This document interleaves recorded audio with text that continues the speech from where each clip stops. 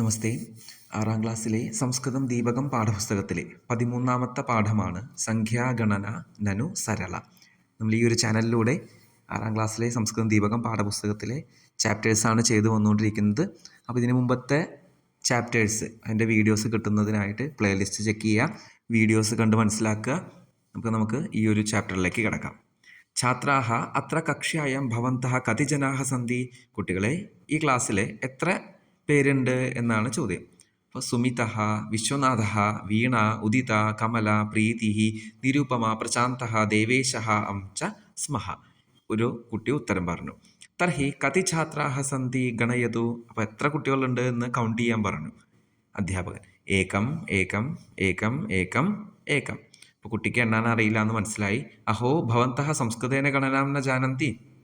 അസ്തു അധുന സംഖ്യാഗണനാം പഠാമഹ. നമുക്കിപ്പോൾ സംഖ്യ എങ്ങനെയാണ് ഗണിക്കുക എന്നുള്ളത് പഠിക്കാം. അഹം ഏകം സുന്ദരം സംഖ്യാഗീതം ഗായാമി ഭവന്തഃ അനുഗായന്തു. ഞാൻ ഇപ്പോൾ നല്ലൊരു സംസ്കൃതത്തിലുള്ള സംഖ്യാഗീതം ആലപിക്കാം, നിങ്ങളത് റിപ്പീറ്റ് ചെയ്യും. ഏകഃ സൂര്യഃ ചന്ദ്രോപ്യേകഃ മാനവകുലമപ്യേകം ദ്വേ നയനേ നനു ജീവിനി സകലേ പ്രഭവതി സർവോ ദ്രഷ്ടും. ഏകഃ സൂര്യഃ, ഒരു സൂര്യനുണ്ട്. ചന്ദ്രോപി ഏകഃ, ചന്ദ്രഃ അപി ഏകഃ, ചന്ദ്രനും ഒന്ന് തന്നെയാണുള്ളത്. മാനവകുലമപി ഏകം, മാനവകുലമപ്യേകം എന്നാണ് നമ്മൾ സ്പ്ലിറ്റ് ചെയ്യുമ്പോൾ. കുലം അപി ഏകം, മാനവരുടെ കുലവും ഒന്ന് തന്നെയാണ്, ഒരു കുലമേ ഉള്ളൂ. ദ്വേ നയനേ, രണ്ട് കണ്ണുകളാണുള്ളത്. നനു ജീവനി സകലേ, എല്ലാ ജീവജാലങ്ങൾക്കും രണ്ട് കണ്ണുകളാണുള്ളത്. പ്രഭവതി സർവോ ദ്രഷ്ടും, ഈ കണ്ണുകൾ എന്തിനാണ് നമുക്ക് സഹായകമാകുന്നത്? എല്ലാം കാണുന്നതിന്. അപ്പോൾ ഇവിടെ മാനവകുലം അപ്യേകം എന്ന് പറയുന്നത് മാനവകുലം അപി ഏകം എന്ന് സ്പ്ലിറ്റ് ചെയ്യുക. അപ്പോൾ മനുഷ്യരുടെ കുലം ഒന്ന് തന്നെയാണ്. അടുത്തത് ലോകശങ്കര ത്രിനയനമൂർത്തി നമാമ്യഹം തം പ്രതി ദിവസം. ലോകശങ്കരൻ, ലോകത്തിൻ്റെ ശങ്കരൻ ആയിട്ടുള്ള ത്രിനയന മൂർത്തി. ശങ്കരം എന്ന് വെച്ചാൽ മംഗളകരമായിട്ടുള്ള എന്നുള്ള അർത്ഥത്തിലാണ് ശങ്കരൻ എന്ന് പറഞ്ഞേക്കണേ. ത്രിനയന മൂർത്തി, മൂന്ന് കണ്ണുള്ള മൂർത്തി ദേവൻ. നമാമ്യഹം തം പ്രതി ദിവസം, അങ്ങേ എല്ലാ ദിവസവും ഞാൻ നമസ്കരിക്കുന്നു. നമാമി അഹം, നമാമ്യഹം ഞാൻ നമസ്കരിക്കുന്നു. ആരെ? തം എന്ന് പറഞ്ഞാൽ ശങ്കരനെ എന്നുള്ള അർത്ഥത്തിൽ. പ്രതി ദിവസം എല്ലാ ദിവസവും. ചതുർമുഖോയം ജഗതഃ സ്രഷ്ട തേന ഹി സ്രഷ്ടും ജീവകുലം. 4 മുഖമുള്ള ജഗത്തിൻ്റെ സൃഷ്ടാവായിട്ടുള്ള ബ്രഹ്മാവിനെ ആണ് ഇവിടെ പറഞ്ഞിരിക്കുന്നത്. അപ്പോൾ അദ്ദേഹത്തിൻ്റെ കർമ്മം എന്താണ്? അദ്ദേഹത്തിൻ്റെ ഡ്യൂട്ടി എന്താണ്? തേനഹി സൃഷ്ടും ജീവകുലം, ഈ ജീവകുലത്തെ, ജീവജാലങ്ങളെ സൃഷ്ടിക്കുക എന്നുള്ളതാണ് അദ്ദേഹത്തിൻ്റെ ഡ്യൂട്ടി. അടുത്തത് പഞ്ചാങ്കുലയോ മമ കരകമലേ ലോകോ വിദധതി ഗണനാം സുരസേനാനി ഷൺമുഖദേവ സതതം പാത്യയമരഗണം. പഞ്ചാങ്കുലയോ, 5 അങ്കുലികൾ, 5 ഫിംഗേഴ്സ് ഉണ്ട്. മമ കരകമലേ, എൻ്റെ കയ്യിൽ, എൻ്റെ കൈയിൻ്റെ എഡ്ജിലായിട്ട് 5 ഫിംഗേഴ്സ് ഉണ്ട്. ലോകോ വിദധതി ഗണനാം, ഈ ലോകം മൊത്തം. വിദധതി ഗണനാം, വിദധതി എന്ന് വെച്ചാൽ ചെയ്യുന്നു, അല്ലെങ്കിൽ ചെയ്യപ്പെടുന്നു. എന്താണ് ചെയ്യുന്നത്? ഗണനാം, കൗണ്ട് ചെയ്യുന്നു. അപ്പോൾ ഫിംഗേഴ്സ് യൂസ് ചെയ്ത് നമുക്ക് എണ്ണാൻ സഹായകമാകുന്നു. സുരസേനാനി ഷൺമുഖദേവ.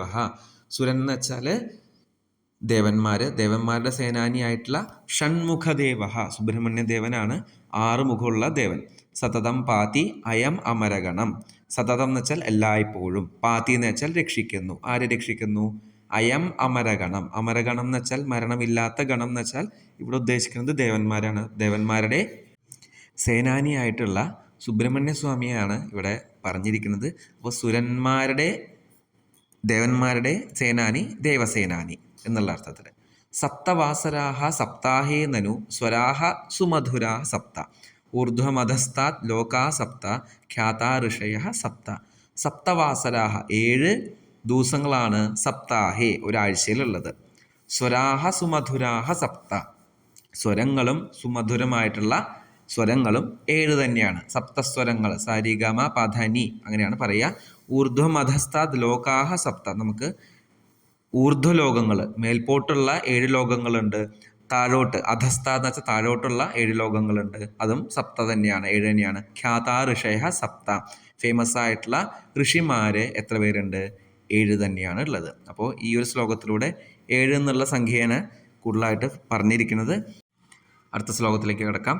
അഷ്ടദിഗ്ഗജാ ധരന്തി ധരണീം ഉപകൃതിശീല അതുലബലാഹ നവഗ്രഹാ നനു വിപുലേ ഗഗനെ ചരന്തി സതതം നിയതതയാ.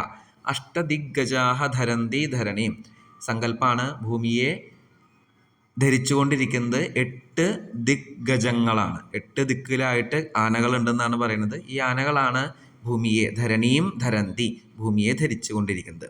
ഭൂമിയെ പിടിച്ചുകൊണ്ട് മുന്നോട്ട് സഞ്ചരിപ്പിക്കാനായിട്ട് സഹായിക്കുന്നത് 8 ഗജങ്ങൾ എന്നാണ് പറയുന്നത്. ഉപകൃതിശീലാഹ അതുലബലാഹ, ഈ 8 ആനകളും 8 ദിഗ്ഗജങ്ങളും നന്നായിട്ട് മുന്നോട്ട് പോകാനായിട്ട് ശക്തിശാലികളാണ്, അതുപോലെ നല്ല ബലശാലികളുമാണ്. നവഗ്രഹ നനു വിപുലേ ഗഗനെ ചരന്തി സതതം നിയതതയാ. 9 ഗ്രഹങ്ങളുണ്ട്. ഈ 9 ഗ്രഹങ്ങളും എവിടെയാണുള്ളത്? വിപുലേ ഗഗനെ, നല്ല വാസ്റ്റായിട്ടുള്ള ആകാശത്തിലാണ്, വിസ്തൃതമായിട്ടുള്ള ആകാശത്തിലാണുള്ളത്. ചരന്തി സതതം നിയതതയ, അതിൻ്റെ പാതയിലൂടെ അത് നിരന്തരം സതതം എല്ലായ്പ്പോഴും ചരിച്ചുകൊണ്ടേയിരിക്കുന്നു, മൂവ് ചെയ്തുകൊണ്ടേയിരിക്കുന്നു. ഇവിടെ ഗ്രഹം എന്ന് പറയുന്നത് പ്ലാനറ്റ്സ് എന്നുള്ള അർത്ഥത്തിലല്ല. നമ്മൾ നവഗ്രഹം എന്നുള്ള അമ്പലത്തിലൊക്കെ പോകുമ്പോൾ പ്രാർത്ഥിക്കുന്ന ആ നവഗ്രഹത്തെക്കുറിച്ചാണ് ഇവിടെ പറഞ്ഞിരിക്കുന്നത്. അടുത്തത് ലാസ്റ്റ് ശ്ലോകം. പൂർവാദ്യ ദശ ദിശ പ്രസിദ്ധാഹ സംഖ്യാഗണനാ നനു സരള ഗായാമോ വയം അമിതാമോദം കുർമോ ബഹുധ കരതാളം. പൂർവദിക്ക്, ദക്ഷിണ ദിക്ക്, അങ്ങനെ 10 ദിക്കുകളുണ്ട്. ദശ ദിശാഹ, ഡയറക്ഷൻ, 10 ദിക്കുകളുണ്ടെന്നാണ് പറയുന്നത് ഫേമസ് ആയിട്ട്. സംഖ്യാഗണനാനു സരള, ഈ സംഖ്യ ഗണിക്കുക എന്ന് പറയുന്നത് സരളമാണ്, സിമ്പിളാണ്. ഗായാമോ വയം അമിതാമോദം, അമിതമായിട്ടുള്ള ആഹ്ലാദത്തോടു കൂടി നമുക്ക് ഉറക്കെ പാടാം. ഗായാമഹ.